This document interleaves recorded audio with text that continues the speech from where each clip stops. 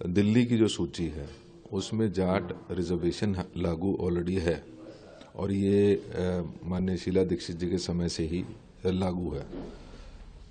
आज लगभग हो गए हैं 2013 में जब यूपीए 2 की सरकार थी तो यूपीए 2 की सरकार ने जाटों को ओबीसी का स्टेटस देते हुए लगभग 7 स्टेट्स में के जो जाट हैं उनको उसमें शामिल किया और लगभग उसी समय केजरीवाल जी भी मुख्यमंत्री बने थे।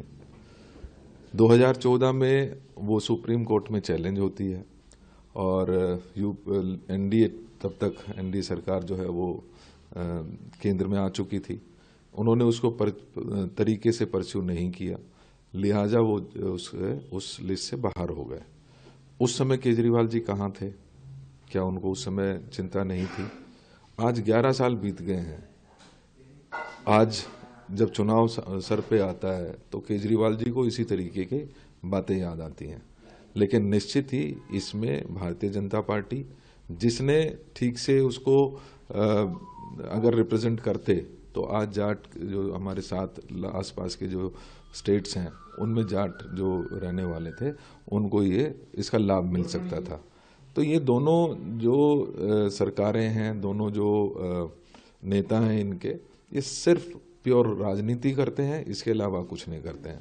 अगर कोई हितैषी है, सभी को ध्यान में रख कर काम कोई करने वाली है तो वो कांग्रेस पार्टी है और उसी के चलते ही ये फैसला 2013 में लिया गया था, लेकिन उसको मेंटेन नहीं कर पाई एनडीए सरकार।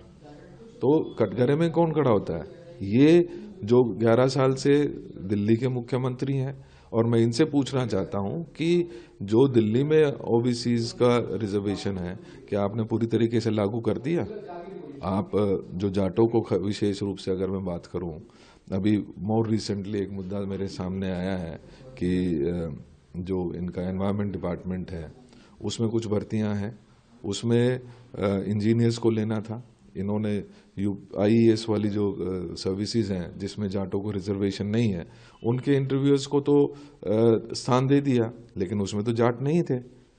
क्यों नहीं आपने इस रिजर्वेशन को लागू करने के लिए जाटों का विशेष ध्यान रखते हुए यहाँ पर कोई अपनी या तो क्राइटेरिया अलग चेंज करते या यहाँ पर आप उसके लिए नोटिफिकेशन करते, उनका टेस्ट लेते और उनको प्रॉपर रिजर्वेशन मिल पाती, उसका फायदा मिल पाता। आप अपनी जगह तो दे नहीं रहे हैं और 11 साल बाद आपको याद आ रही है कि केंद्र में उसको नहीं दिया जा रहा है। तो ये राजनीति के अलावा और कुछ नहीं है। जाट बहुत समझदार हमारी कौम है, कोई ऐसे इनकी बातों से, क्योंकि इन्होंने पिछले 11 साल में कुछ हमारे गाँव के लिए नहीं किया, इन्होंने कुछ हमारे ओबीसी के जो लोग हैं उनको बेनिफिट देने के लिए कोई ऐसी नई स्कीम नहीं लाए जो हमारी लागू थी। हमारे बच्चों को स्कॉलरशिप मिलती थी, आज उनकी हालत ये है कि उनको स्कॉलरशिप नहीं मिल पा रही है। तो ये घड़ियाले आंसू बहाने बंद करें। आपकी ज़मीन खिसक रही है, आपकी ज़मीन जब खिसक रही है